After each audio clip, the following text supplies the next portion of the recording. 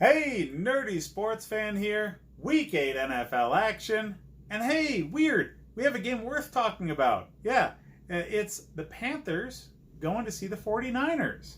Now, I'm very interested in this game. The 49ers have the best defense in the league. Bar none. Well, no, I can't say that. Fantasy football defense. They have the best fantasy football defense in the league. They're not the best defense.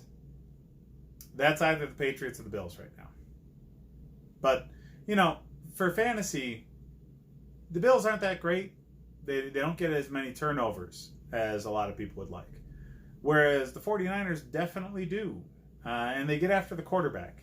So sacks and turnovers will make your fantasy score a lot better. So the 49ers, solid. And because there's not many defenses that are worth a start every single week, you should be starting 49ers defense every single week, regardless who they're playing against. Because whoever they're playing against is going to have a bad week by their standards when they go up against San Francisco. They have a great defensive front that gets after the quarterback.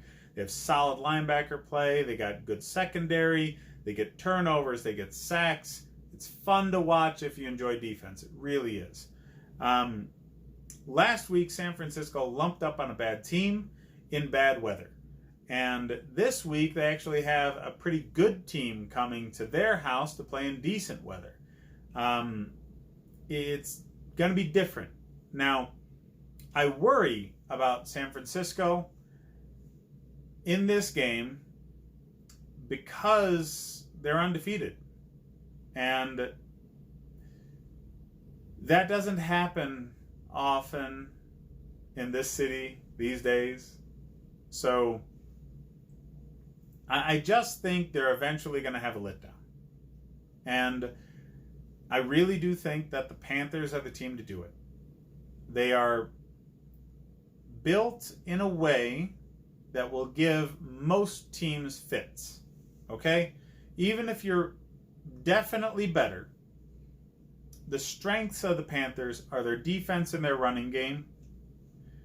Not necessarily actually running the ball, but what the running back does. And that's always a formula for consistent success. Now, because of that, if you do not come with your A game, they're going to punch you in the mouth. And I just think San Francisco's due for a letdown. They're not a bad team, okay? They're a great team. They're a better team than the Panthers. I just don't think they're going to be consistently up for every game. You can't be. It's human nature to let yourself relax now and again. Now, this just strikes me as the kind of game that a team would find a way to lose. And it was bound to happen, San Francisco fans. Okay, you're going to lose at least one game this season. Shut up, you're not going undefeated. The Panthers will have a solid game plan in place. And Kyle Allen may be young, but he runs that offense extremely well. He's got great targets for the security blanket kind of situation. He actually has 3 passing targets in that offense that you would consider to be in that kind of role. So he just has the exact staff around him that you would want a young quarterback to have coming in and developing. He's got a great defense. He's got a great running back. He's got a great tight end. He's got a solid offensive line. And he's got good deep threats.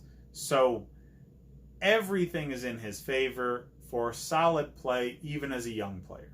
So, yeah, I just don't think San Francisco is going to be up for this game. I think they're a better team.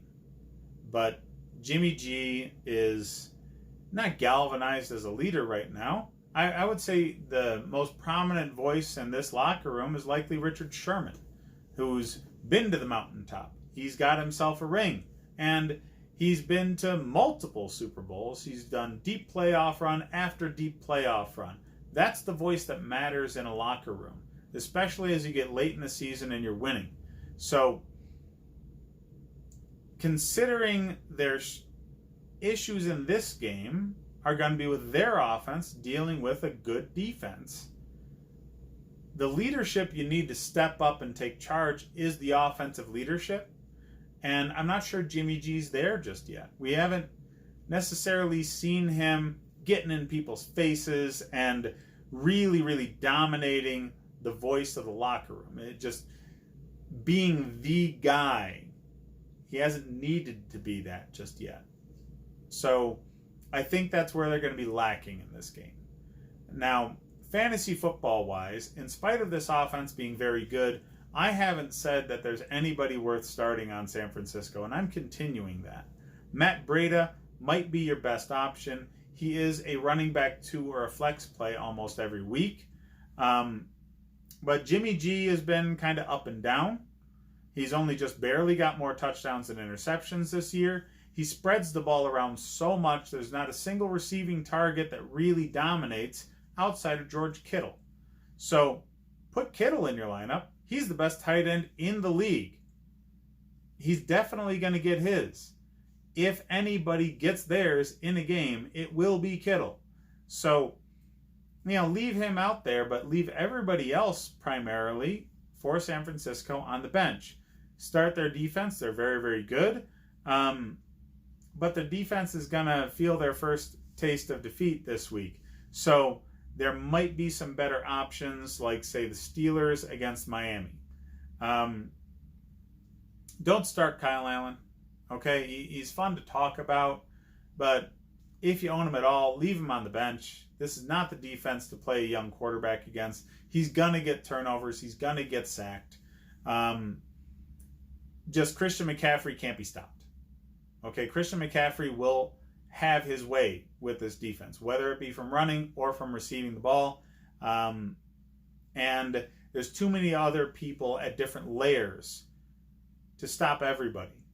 So either DJ Moore or Greg Olsen is going to get a fair share of targets that go pretty positively for them. You're only going to stop one of those guys. They're going to have to key so much on trying to stop Christian McCaffrey that there's not going to be enough left to take away both Olsen and deep wide receiver threats. You got to pick your poison.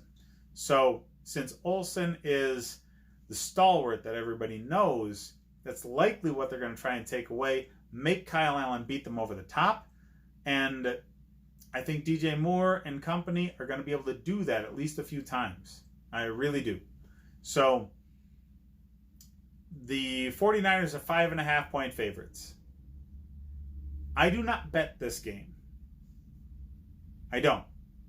I just... Smart money is smart money. It doesn't matter if I think the Panthers are actually going to win. I'm not betting it. Okay? I do think they're going to win. So if you're bound to bet the game, bet the Panthers. But I would advise against it. That's what I got, guys.